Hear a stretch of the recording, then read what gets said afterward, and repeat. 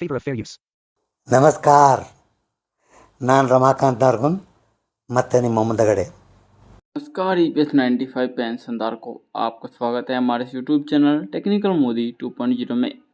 EPS 95 pension बढ़ोतरी के इस वीडियो में रमाकांत नरगुन जी की जो कि हाल ही में कई बैठकें हुई है उनके बारे में रमाकांत नरगुन जी ने बात की है।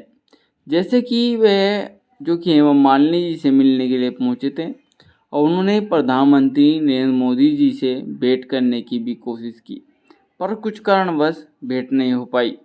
उसके बारे में रमाकांत नरगुन जी ने जानकारी दी है, जो कि हम आपके साथ इस वीडियो के माध्यम से साझा करने वाले हैं।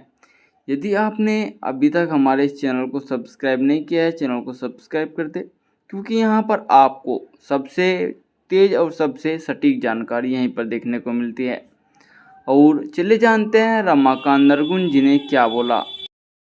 ನಾನು ರಮಾಕಾಂತ್ ನಾರ್ಗುನ್ ಮತ್ತು ನಿಮ್ಮ ಮುಂದಗಡೆ. ತುಂಬ ದಿವಸ ಆಗಿತ್ತು ನಾನು ನನ್ನ ವಿಡಿಯೋನ ರಿಲೀಸ್ ಮಾಡಿಲ್ಲ. ಕಾರಣ ಏನಂದರೆ, ಏನಾದರೂ ಮುಖ್ಯ ವಿಷಯಗಳಿದ್ದರೆ, ನಾವು ಏನಾದರೂ ಸರಿಯಾಗಿ ಕೆಲಸ ಮಾಡಿದರೆ ಅಷ್ಟೇ ನಾನು ವಿಡಿಯೋಗಳನ್ನು ಕಳಿಸ್ತೀನಿ. ಇಲ್ಲದೆ ಹೋದರೆ ನಾನು ಯಾವುದೂ ವಿಡಿಯೋಗಳನ್ನು ನಿಮ್ಮ ಮುಂದಗಡೆ ಪ್ರಸ್ತಾವನೆ ಮಾಡಲ್ಲ.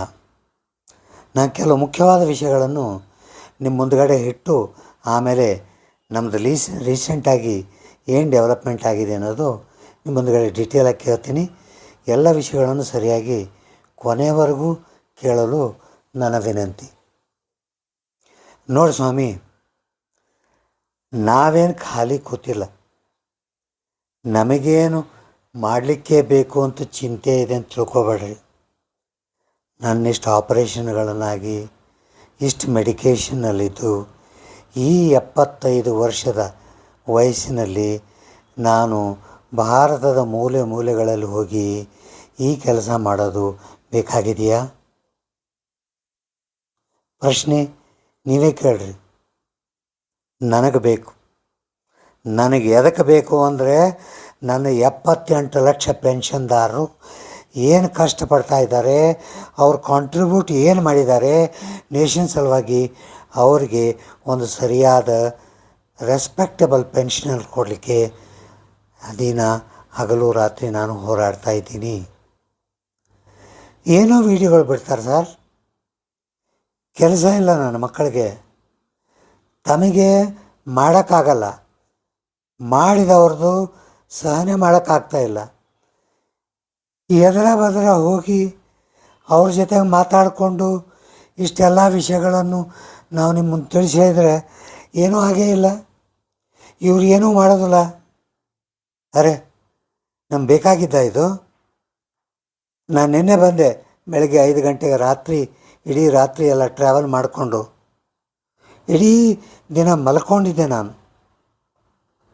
ಕಾರಣ, ನಮ್ಮ ಪೆನ್ಷನ್ದಾರರಿಗೆ ನಾನು ಒಳ್ಳೆಯದು ಮಾಡೋಕ್ಕಂತ ಸಂಕಲ್ಪ ಮಾಡಿದ್ದೀನಿ. ವಿಡಿಯೋಗಳನ್ನು ನೋಡೋದು ಬಿಟ್ಬಿಡ್ರಿ. ನಮ್ಮ NAC ವಿಷಯಗಳನ್ನು ಫಾಲೋ ಮಾಡಿರಿ.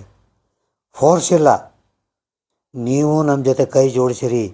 4 ಜನರಿಗೆ ಸಹಾಯ ಆಗಲಿಕ್ಕೆ ನಮ್ಮ ವಿಚಾರಗಳನ್ನು ಕೇಳ್ರಿ. ಮೋಸ ಅನ್ನೋದು ನಮ್ಮ ಜೀವನದಲ್ಲಿ ಇಲ್ಲವೇ ಇಲ್ಲ. ನನ್ನ ಜೀವನದ ಮುಖ್ಯ ಗುರಿ ಏನಂದರೆ, ದೇವರಿಗೆ ನಾನು ಏನು ಕೇಳ್ಕೊಳ್ತೀನಿ ಅಂದರೆ, ಸ್ನಾನ ಮಾಡಿ, ದೇವರೇ ನನ್ನ 78 ಲಕ್ಷ ಪೆನ್ಷನ್ದಾರಿಗೆ ಪೆನ್ಷನ್ ಕೊಡಿಸಪ್ಪ, ಹಾಗೂ ಈ ಪೆನ್ಷನ್ದಾರ ಸಲುವಾಗಿ ನಾನೇನು ಹೋರಾಡ್ತಾ ಇದ್ದೀನಿ ನನಗೆ ಒಳ್ಳೆಯ ಶಕ್ತಿ ಹಾಗೂ ಒಳ್ಳೆಯ ವಿಚಾರಗಳನ್ನು ಕೊಡುವಂಥ. ಇಷ್ಟು ಬಿಟ್ಟರೆ ನನ್ನ ಜೀವನದಲ್ಲಿ ಕೇಳೋದು ಬೇರೆ ಏನೂ ಅಜೆಂಡಾ ಇಟ್ಕೊಂಡಿಲ್ಲ ನಾನು. ನನ್ನ ಮಾತುಗಳನ್ನು ನಂಬರಿ. ಮುಂದೆ ನಾನು ಏನಾಗಿದೆ ಎಂಬುದು ಕೆಲವು ವಿಷಯಗಳನ್ನು ನಾನು ನಿಮಗೆ ಹೇಳ್ತೀನಿ. 7 ದಿವಸ ನಮ್ಮದು ಕ್ಯಾಂಪ್ ಆಯಿತು ಡೆಲ್ಲಿ ಒಳಗೆ. ಏನು ಇಷ್ಟು ದಿವಸ ಅದು ಪಹಲ್ಗಾಮ್ ವಿಷಯದಲ್ಲಿ ನಮ್ಮದು ಕೆಲವು ವಿಷಯಗಳು ಎಲ್ಲ ಡೈಲ್ಯೂಟ್ ಆಗಿತ್ತು.